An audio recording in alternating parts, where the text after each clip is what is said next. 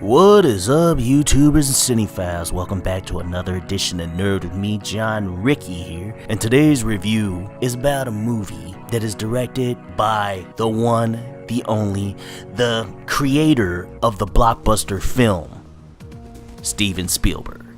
And the film is Ready Player One. Ready Player One is a movie based off of the best-selling novel of the same name, basically about a dystopian future where everyone is jacked into this Uber VR a la The Matrix called The Oasis. Now, the writer, Ernest Cline, he is like one of the main characters, actually. The character that created the Oasis. He basically is Ernest Cline, because he's a big fan of the 80s.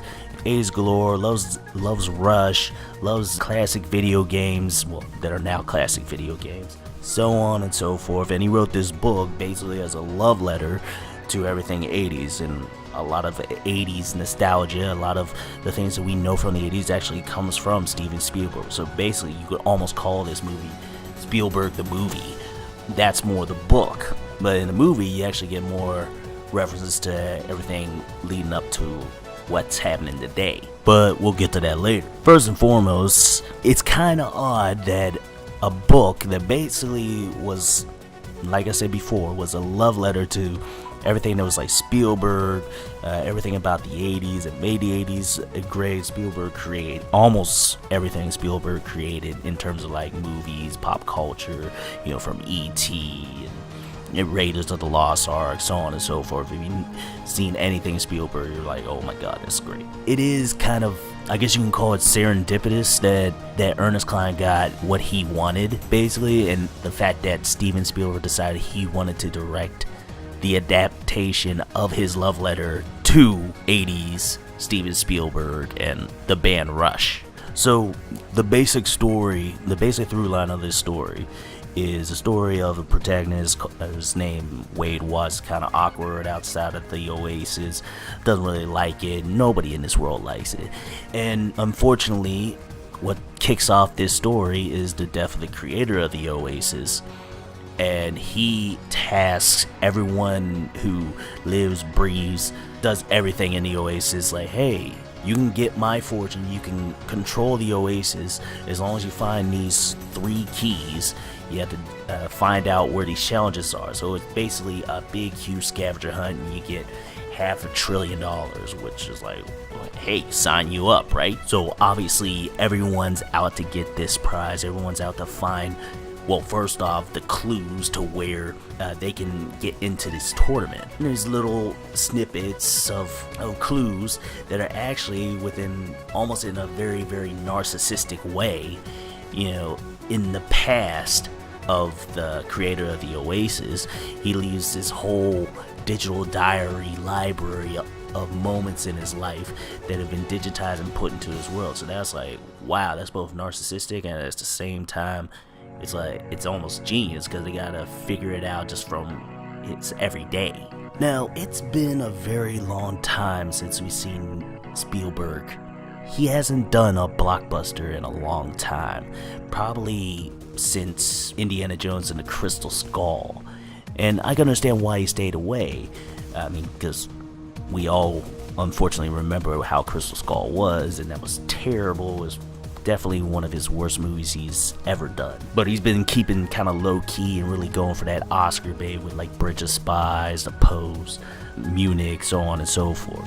I'll be honest, I'm a big Steven Spielberg fan, and I was missing those big blockbusters. So the fact that he came back with this is really a breath of fresh air, and you almost feel like he hasn't left, especially for the fact that this movie really lays down a groundwork, really builds the world of the Oasis up.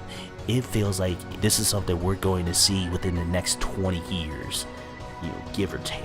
With, they got different lands, it's bright, vibrant, you got these different types of areas in the Oasis. You got a whole Minecraft world, and it's like, yeah, that seems like that's probably going to happen.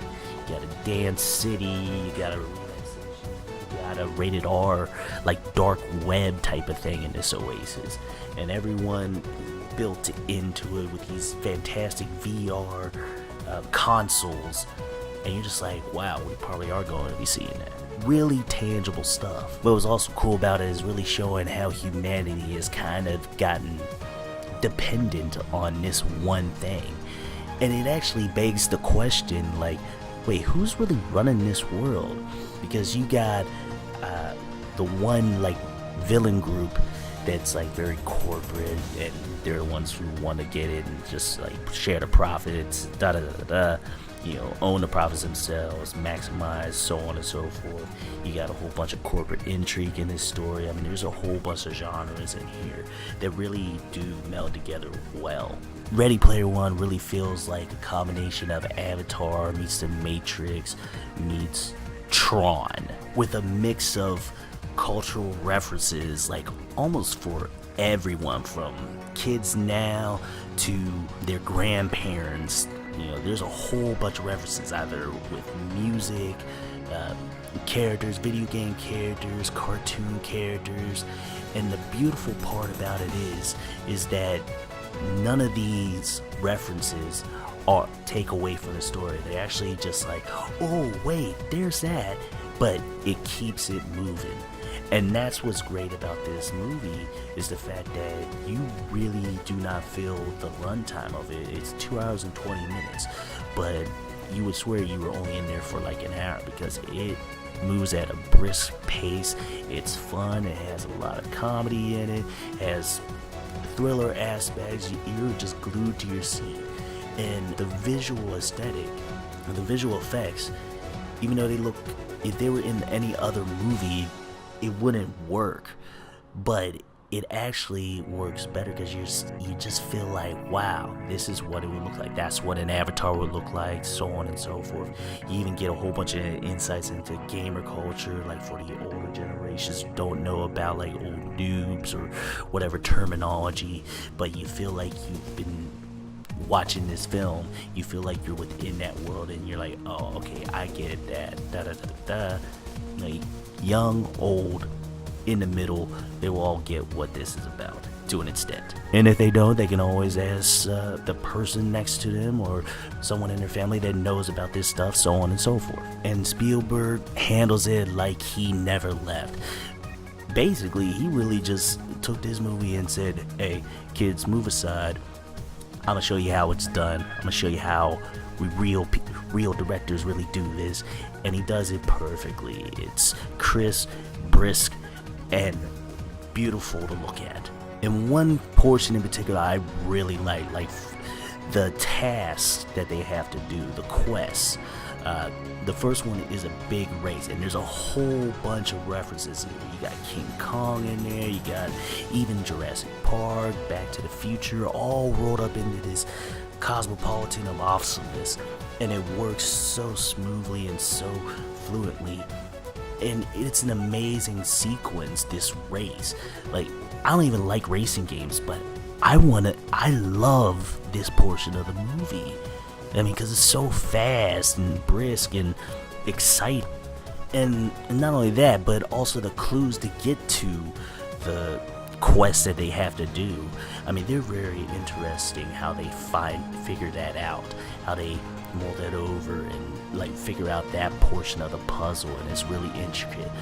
Like, even the last task, I was learning something. I'm like, really? All this? Oh, this is brand new information. That's actually pretty interesting. Okay, the first so-and-so, such and such and such and such.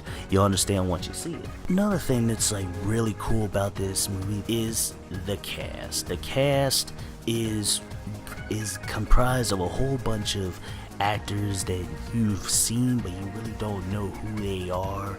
I mean, Ty Sheridan, you may have seen him in the last X-Men movie as Cyclops, but that's basically it. He's a decent actor. He's mostly been in independents. Olivia Cook, who plays Artemis, she's good, and the person that plays H, they're amazing. I only seen them in one thing, and the biggest star really is Ben Mendelsohn, from Rogue One.